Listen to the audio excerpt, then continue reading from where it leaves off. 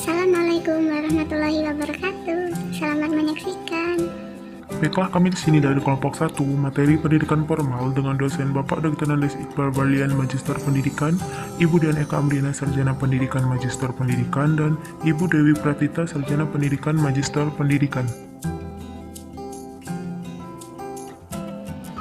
Yang terhormat Bapak Ibu dosen, pengampu mata kuliah, pengantar pendidikan, dan tak lupa mahasiswa atau mahasiswi pendidikan ekonomi kelas 4. Perkenalkan kami dari kelompok 1, saya sendiri Mermeti dan rekan saya Rahmi Rahmi serta Empatiri Ramadan. Kami akan mempresentasikan makalah tentang pendidikan formal. Sebelum kita memasuki materi tentang pendidikan formal, kita harus memahami pendidikan dan apa sih itu pendidikan. Nah, pendidikan adalah proses pembelajaran, pengetahuan, keterampilan, serta kebiasaan yang dilakukan suatu individu dari suatu generasi ke generasi lainnya. Maksudnya di sini adalah suatu proses guna mendapatkan pengetahuan, keterampilan, dan tentunya pembelajaran. Prosesnya ini melalui pengajaran, pelatihan, dan penelitian. Nah, setelah kita mengetahui apa itu pendidikan, baru kita bisa mendefinisikan apa itu pendidikan formal. Pendidikan formal adalah jalur pendidikan yang terstruktur dan berjenjang yang terdiri atas pendidikan dasar, pendidikan menengah, dan pendidikan tinggi. Maksudnya di sini adalah suatu pendidikan yang berurutan mulai dari pendidikan dasar, pendidikan menengah, dan pendidikan tinggi. Selanjutnya, pengertian pendidikan formal menurut para ahli. Pendidikan formal menurut para ahli. Yang pertama yaitu Undang-Undang RI Nomor 20 Tahun 2003. Pendidikan formal adalah jalur pendidikan yang terstruktur dan berjenjang yang terdiri atas pendidikan dasar, pendidikan menengah, dan pendidikan tinggi. Yang kedua, Akin atau Supriya Janto 2009 mendefinisikan pendidikan formal adalah kegiatan belajar yang disengaja baik oleh warga belajar maupun pembelajarannya di dalam suatu latar yang distruktur sekolah. Yang ketiga, menurut Faisal, berpendapat bahwa pendidikan formal adalah pendidikan sistem persekolahan. Jadi intinya, adalah suatu usaha sadar, terencana untuk mewujudkan proses belajar. Saya Rahmi Ramadhani dari kelompok 1 ingin menjelaskan materi selanjutnya yaitu tentang pendidikan dasar. Pendidikan dasar adalah pendidikan umum yang lamanya 9 tahun, diselenggarakan selama 6 tahun di sekolah dasar atau sederajat dan 3 tahun di sekolah menengah pertama atau sederajat. 2. Pendidikan menengah. Pendidikan ini diselenggarakan bagi lulusan sekolah dasar serta menyiapkan peserta didik menjadi anggota masyarakat yang memiliki kemampuan mengadakan hubungan timbal balik dengan lingkungan sosial budaya dan alam sekitar serta dapat mengembangkan kemampuan lebih lanjut dalam dunia kerja pendidikan yang tinggi.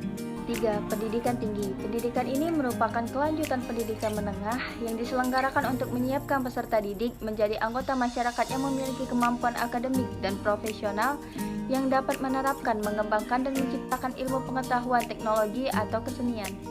Ciri-ciri pendidikan formal yaitu 1. Memiliki kurikulum yang jelas. 2.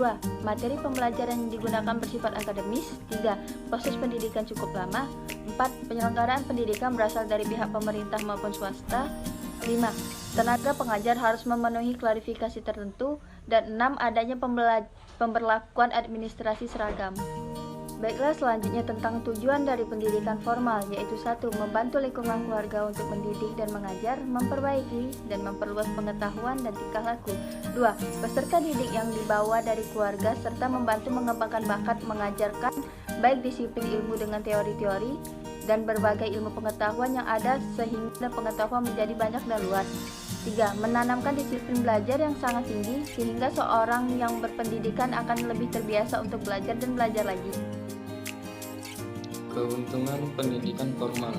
Yang pertama, model pendidikan yang terorganisir dan isi pembelajaran yang up to date. 2. Peserta didik memperoleh pengetahuan dari guru yang terlatih dan profesional. 3. Proses pembelajaran yang terstruktur dan sistematis. 4. Lembaga diatur secara manajerial dan fisik. 5. Menghasilkan ijazah yang diakui secara resmi. 6. Akses mudah ke pekerjaan. Kekurangan pendidikan formal. 1. Terkadang peserta didik yang brilian merasa bosan karena harus menunggu lama hingga berakhirnya sesi akademik untuk maju ke jenjang selanjutnya. 2. Pemborosan waktu karena beberapa peserta didik yang malas mungkin gagal belajar dengan baik meskipun dimotivasi oleh pengajar yang profesional. 3. Beberapa sistem pendidikan yang tidak profesional dan tidak standar dapat menyebabkan pemborosan waktu. Contoh pendidikan formal. 1. Sekolah dasar. Contohnya yaitu sekolah dasar SD, madrasah ibtidaiyah. 2. Sekolah menengah. Contohnya sekolah menengah yaitu SMP, MTS, SMA, MA, SMK, MAK. 3. Pendidikan tinggi contohnya yaitu akademi, universitas, institut, sekolah tinggi, politeknik. Kesimpulan dan saran. Kesimpulannya adalah hal penting bagi manusia sebab sumber daya manusia dapat meningkatkan dengan menempuh pendidikan formal. Selain itu, pendidikan formal juga merupakan jenjang atau sarana menuju kehidupan yang lebih baik dari sebelumnya. Sarannya adalah kita sebagai mahasiswa hendaknya menjalankan kewajiban kita dengan sungguh-sungguh agar cita-cita yang kita inginkan bisa tercapai. Terima kasih. Thank you for the watching. Semangat terus kuliahnya, teman-teman.